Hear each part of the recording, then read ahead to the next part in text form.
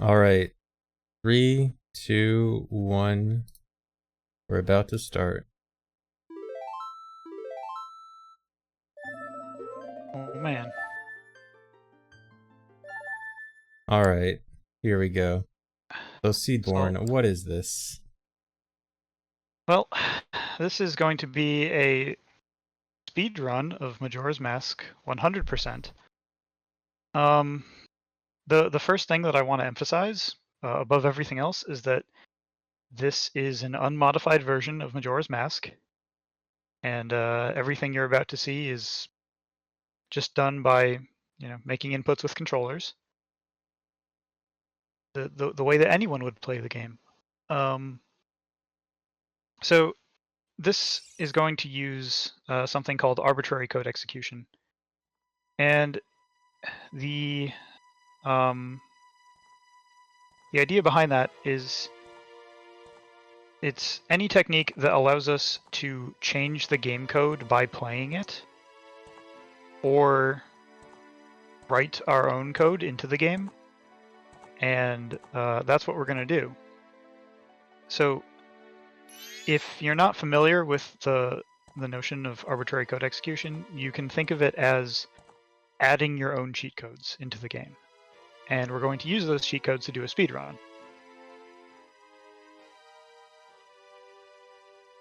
Now, one issue that I'm sure some people are wondering about is how does Ace interact with the rules of 100%?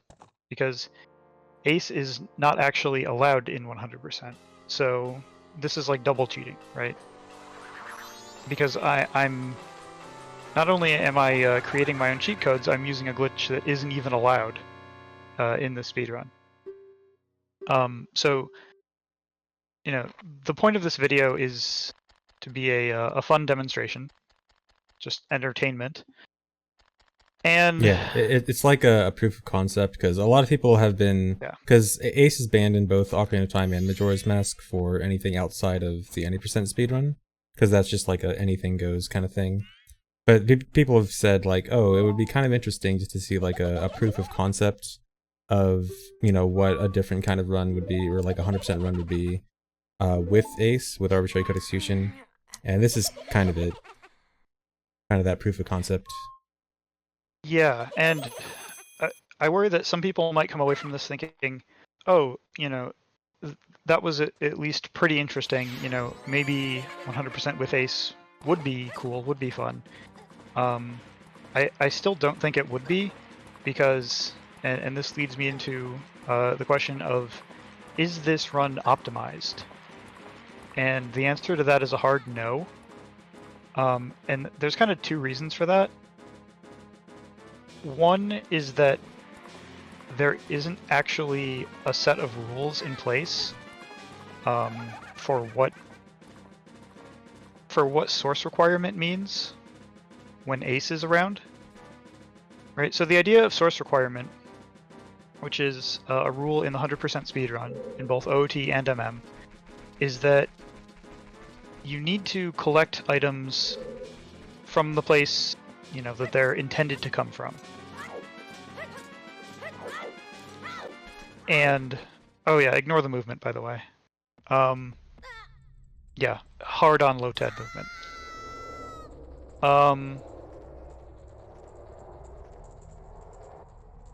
And collecting everything from its intended source when you have full control over the game becomes a very nebulous concept.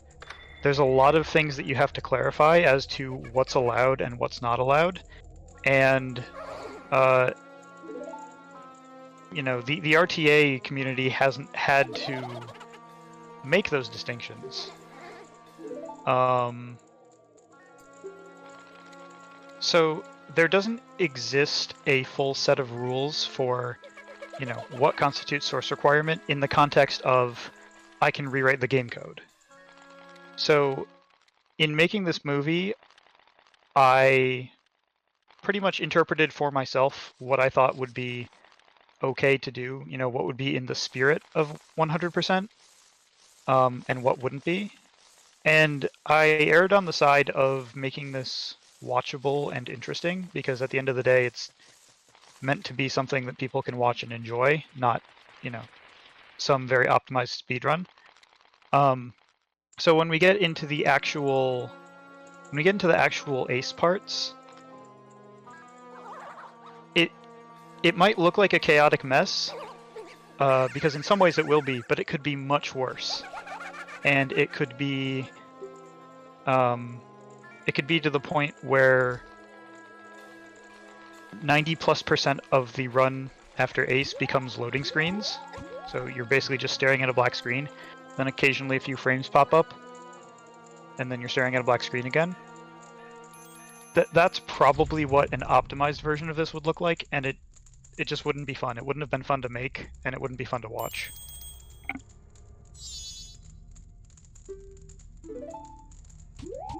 So that's my long-winded way of giving an excuse for why this first cycle is so unoptimized.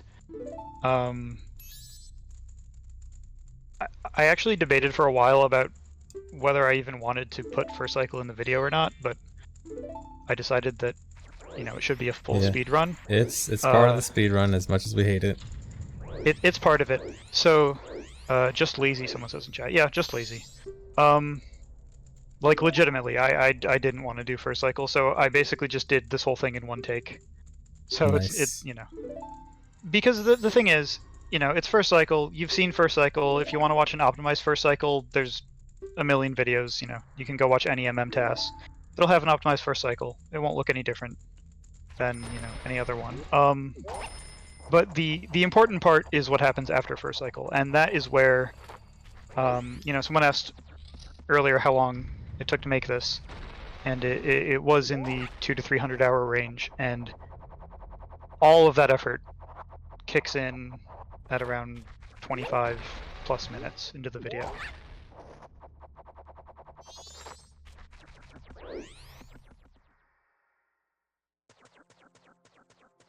And then so for now, it's just sitting back and watching some cutscenes and basic movement. Oh yeah, how about an over-under on number of pauses for HMS? Oh man,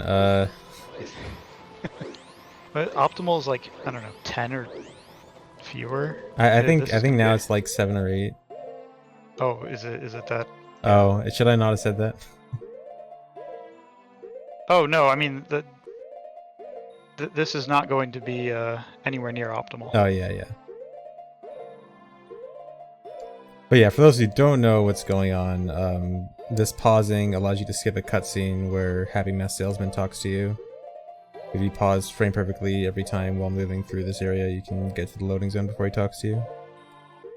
And here's a great demonstration of what happens when you run into the door and it just doesn't let you through. And you go, I don't want to start all this over again. Oh no. He's going to make it eventually, though. The nice thing about a TAS is you know that they're going to get the trick, you know, at some point.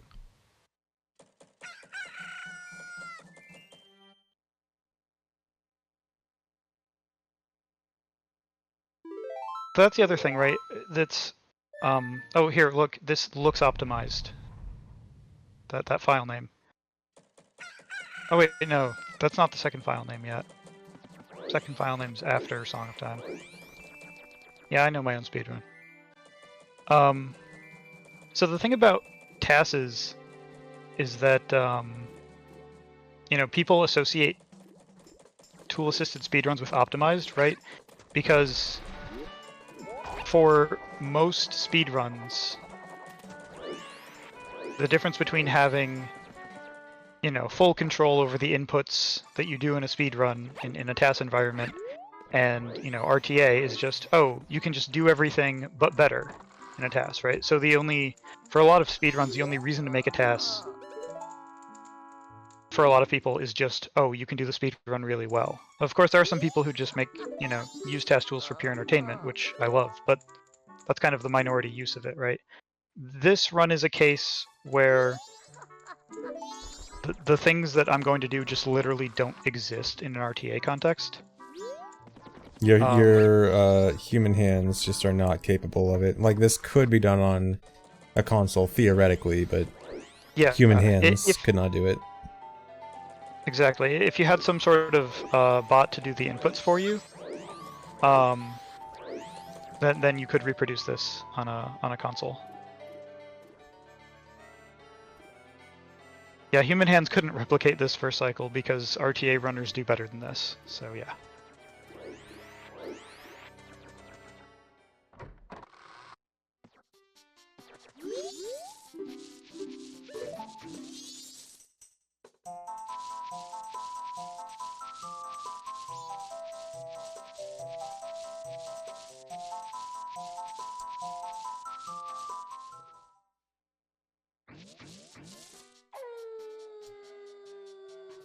What technology did I use to make this? I used BizHawk, and in particular, I used TA Studio in BizHawk, which Yeah, makes this it is a much easier. this is a video being played back, but it's actually a TAS file that you could play back in BizHawk. And yeah, GNS, I wrote the MIPS myself and then just turned it into controller inputs with a spreadsheet.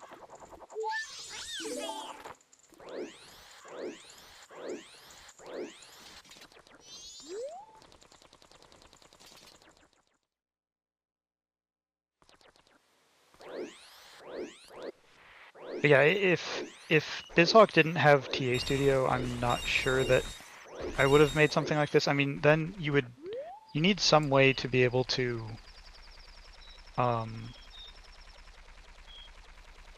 like really edit your inputs. Yeah, maybe like Lua scripting or something, but you need something other than just frame advance to make something like this and not go absolutely insane. So I'm did sure you do there did you do the I'm Ruby collecting in one take too? Oh yeah, of course. Well, no, but Oh, see, you got at this point I have an excuse because it's night 3, right? So it yeah, doesn't matter how unoptimal I am. true.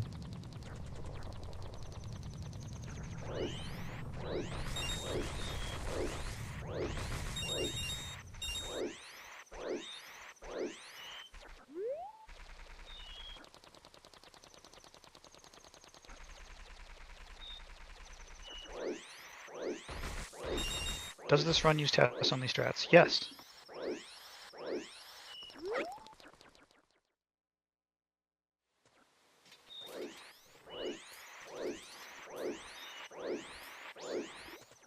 Imagine I take some inputs from another TAS. I just wanted to do everything myself, even if it meant having a crappy first cycle.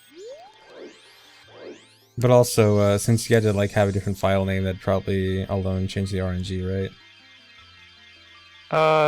Yeah, that's very possible that it might have. Yeah, then I guess I would have to like change around the file name part of it, which, you know, at that point it's like, okay, I can take, you know, an hour to play through first cycle in slow recording mode.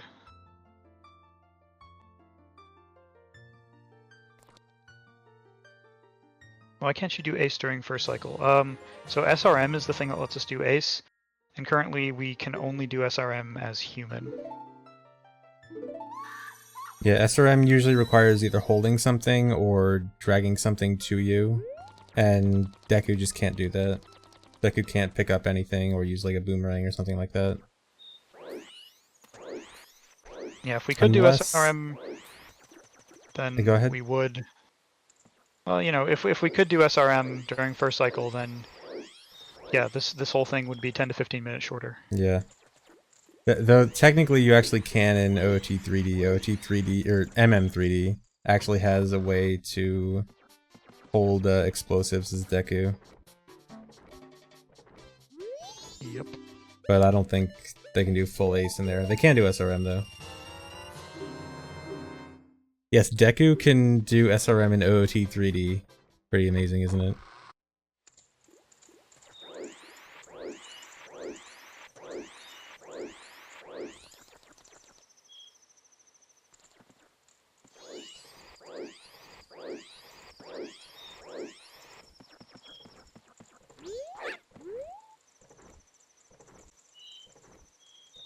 just hanging out. Mm-hmm. See, look at that. With my amazing movement, I made it here with time to spare.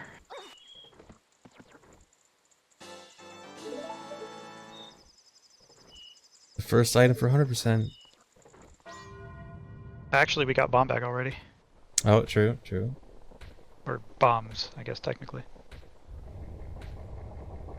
Did I make this whole thing by myself? Yes.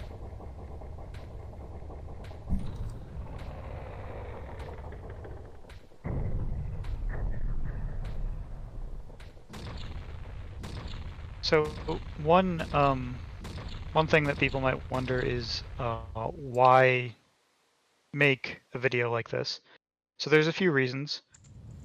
One is it's interesting to see, you know, how broken this category can be when you use the most broken glitches in the game. You know, for a long time, 100% did use all glitches in the game, right? Nothing was banned. But now with Ace existing, we actually have something that's too strong for the category. So it's kind of fun to see why it's too strong and why it needs to be banned. Another thing, just from a personal standpoint, is the notion of being given full control over the game, and in this context, I basically mean having like a memory editor as you play through the game, and then trying to get everything, right? Complete 100% speedrun with access to a RAM editor is interesting to me, and it's a fun challenge to think, okay, I have, you know, all of this power. What do I do? How do I, you know, what is the quickest way that I get to each item and get each item?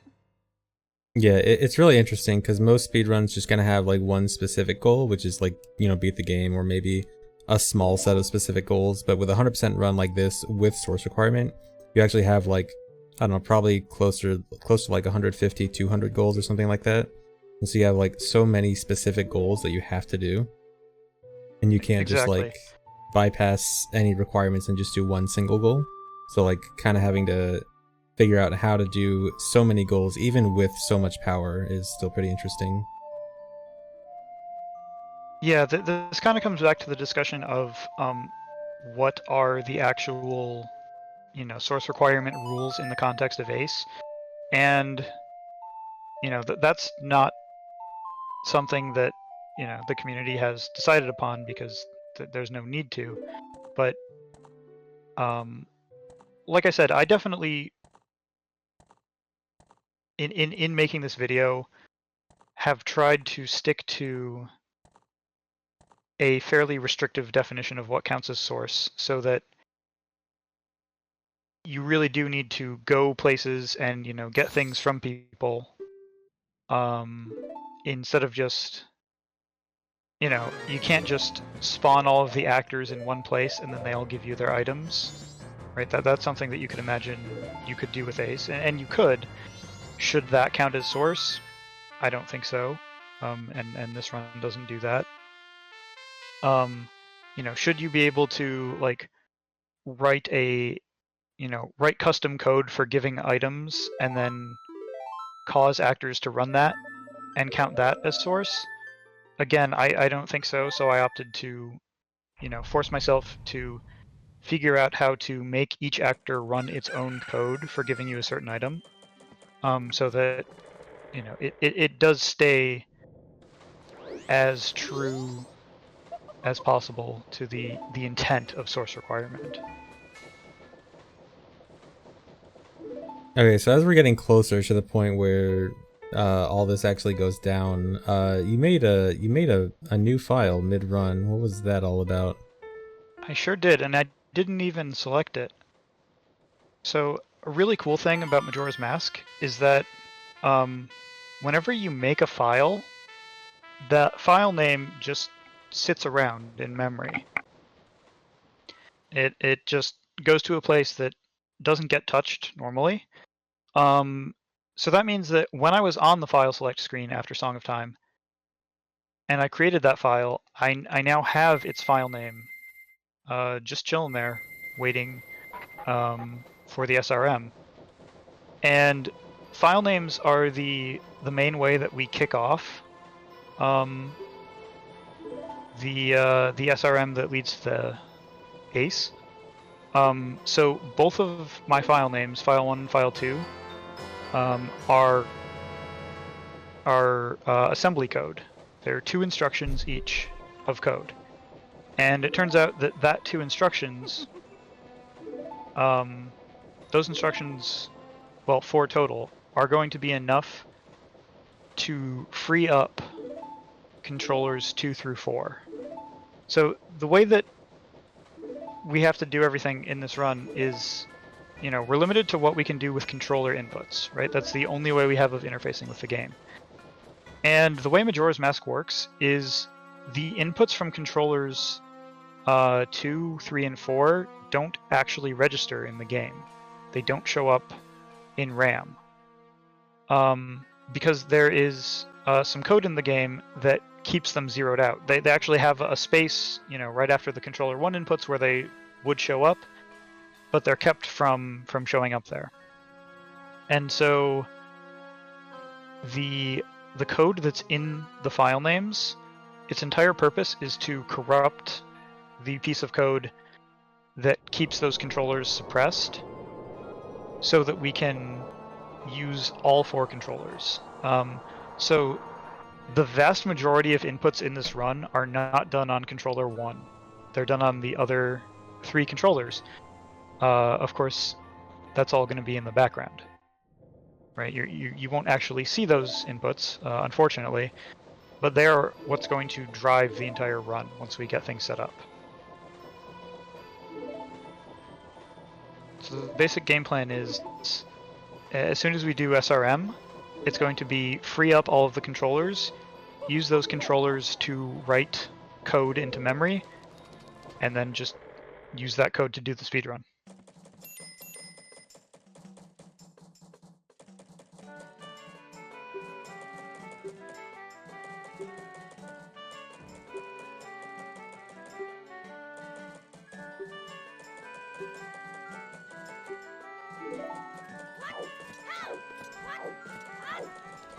Yeah, an input viewer with all 4 controllers showing would be pretty complicated, I think. Be a lot to look at. It would be neat, but yeah, it would be beyond my ability to set up. Hey, so it's gameplay time. Oh boy. This is where the run starts. Well, the run half starts here, and then true starts in a minute or 2. You're going to see the effort level just sort of continuously increase from this point on.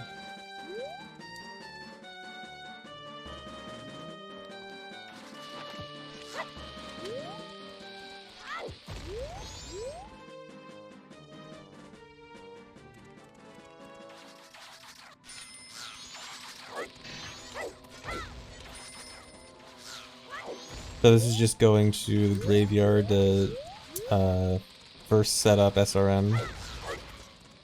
That's right. The graveyard is one of the places that it's most convenient to do SRM. It would be a little faster going to the observatory, but I planned this out before the most recent observatory SRM was worked out. And the graveyard is just really easy. It doesn't require a heap setup. Yes, the Bomber's Notebook is required for 100%. So yeah, getting Bomber's all Notebook the was go ahead. sort of the bane of my existence during making this. It made things a lot more complicated. You'll probably see why. All right, so here's SRM. All right, we're playing the code song. It's a special cheat code. Miyamoto himself told me this. And now we're off. And, Oh boy. and here we go. I mean, the first thing that any good speedrun does is get some bomb chews, right? And of course we need the Bomber's Notebook to keep track of all the things that we're doing. and some heart pieces, right, just to get us started on our victory, on Owl. our road to victory. And we're just gonna kind of play through the game like, you know, like you would normally, casually, right? We're going to the swamp first because that's where you start. Just like how I remember And it we're from my just childhood. yeah, no, it's like an intended playthrough.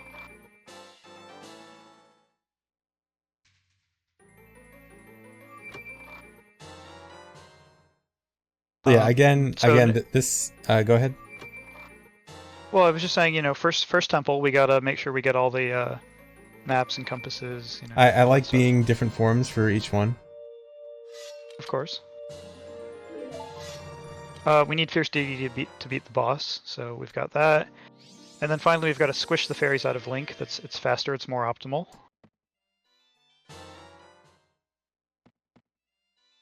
So again, this is with source requirement, which means that every item still has to be gotten from like the original place you would get the item, which is all this teleporting and stuff.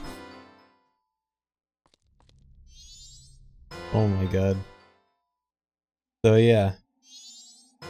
So there's the first section of the game, right? The Woodfall part is done. So now on to Snowhead. Again, just like normal, you know, casual playthrough that you would have done in 2000.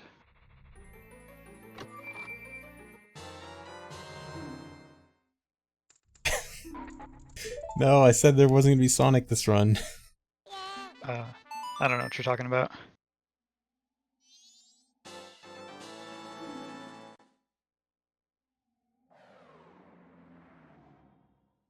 Wow, made me a liar.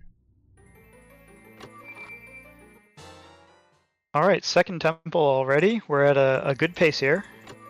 We might just make world record yet.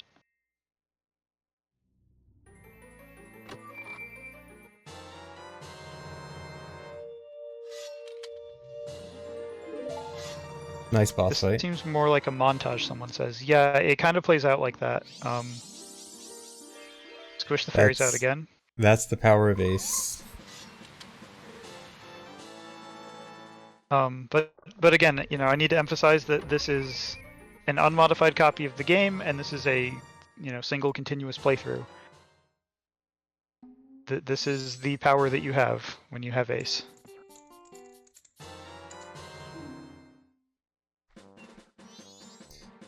Good warning.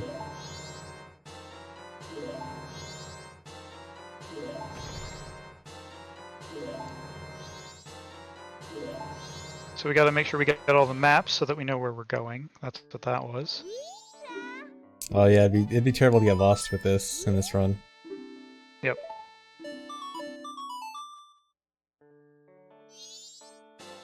Oh, perfect dogs. Dogs were very good. Yeah, very fast race.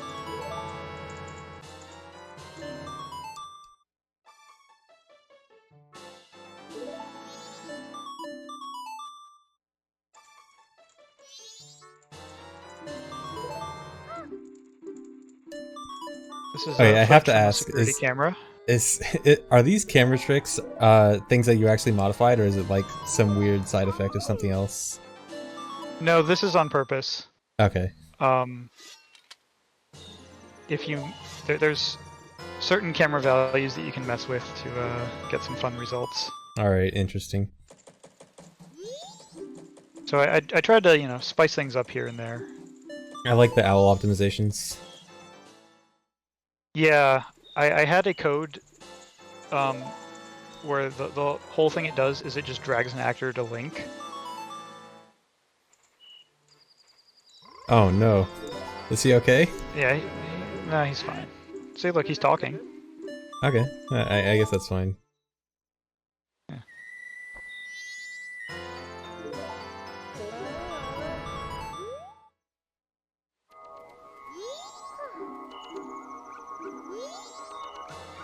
Alright, we beat the aliens. Nice.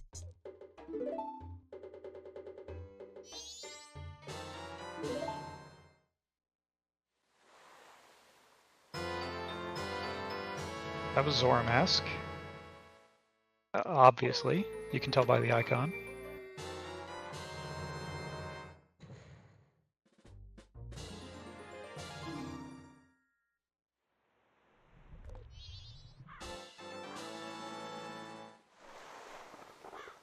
Oh man, the ultra like. Yeah, luckily we don't have to fight it.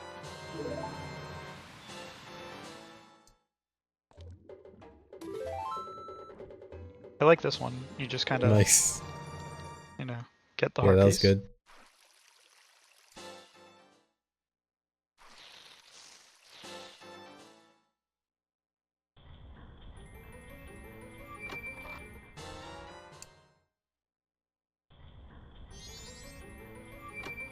So we're on the third temple already.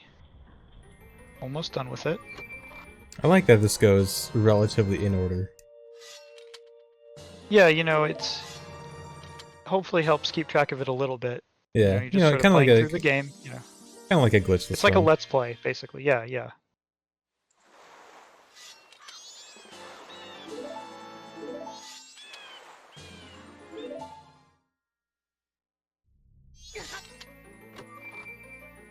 It sounded like it hurt.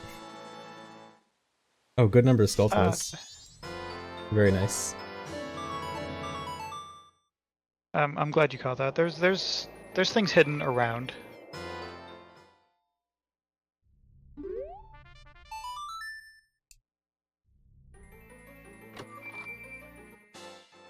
All right, so we're advancing pretty quickly. We've got a lot of hearts at this point. A lot of items. I think we might be pretty well equipped to beat the game. We just got one more temple though.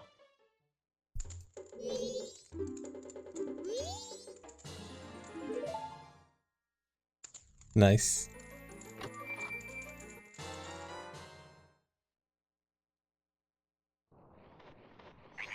Some people might recognize this one. I saw this on Twitter. Where's Link? We gotta find Link. There he is. Nice Wind Waker reference.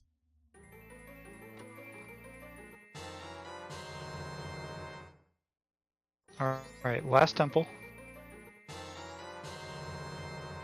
I actually almost forgot to get Giant's Mask from here. Oh no. Yeah, that would have been bad.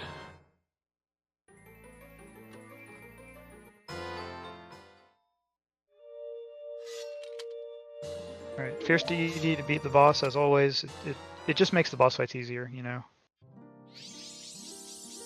Squish out the fairies one last time.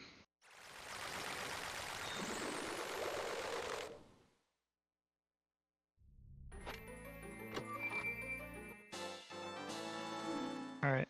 Our C buttons are pretty well stocked with items, so that's going to be helpful. Nice OOT mirror shield. I was worried that 15 double defense hearts isn't enough, so we have 3 shields on C. Well, Ah, we did. Now we have something else. yeah, always gotta be well equipped. Defend yourself from any enemies.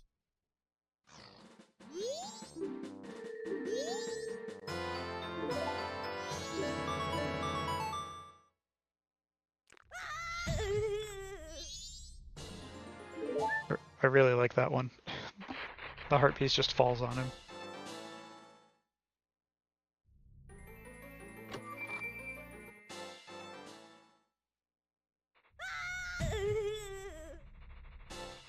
So for some reason, the thing that I did to disable fade outs makes you just like drop into grottos and take damage. I don't really know why. That was unintentional. Interesting.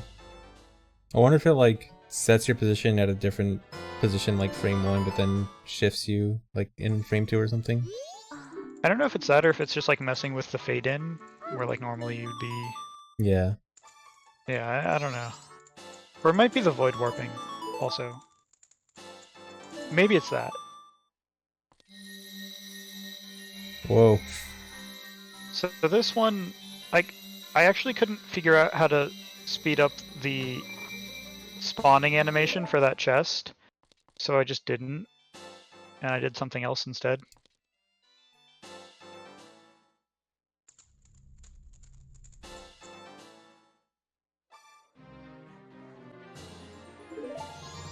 I like the OOT item cameos. Oh yeah, gotta get those in there. I mean, they're in the game, so you know they deserve some time in the spotlight. All right, we saved the Sun's Mask, which means we're just about ready to finish off the Couple's Mask quest, the big side quest in the game. And this cutscene is great, so I didn't want to cut too much out of it.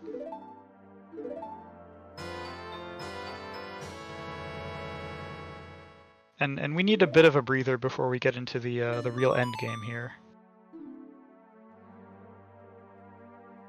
Also, this music.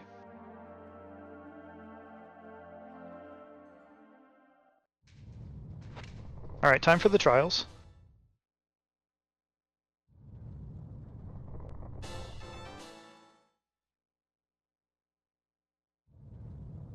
We're in the home stretch. And there's the last heart piece. That's all the hearts. Final mask. We might need one more trip to the shop just to make sure we're fully stocked up for the final boss. You might have noticed I didn't get these items yet. Did you just forget those? No, I actually put that there intentionally. Okay, okay. Oh man, final boss fight. Can we do it? Okay, final boss time. Think we might be able to pull it out. There it is. Is that time? There it is. I don't even know. Yeah, sure. Why not? Okay, okay. Also, that's time, I guess. flashing lights warning, chat.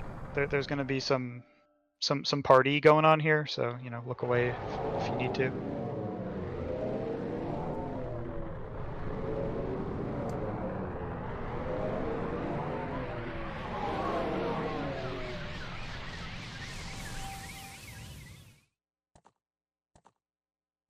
Cool. All right, that was Majora's Mask 100%. All right, that was a fast run.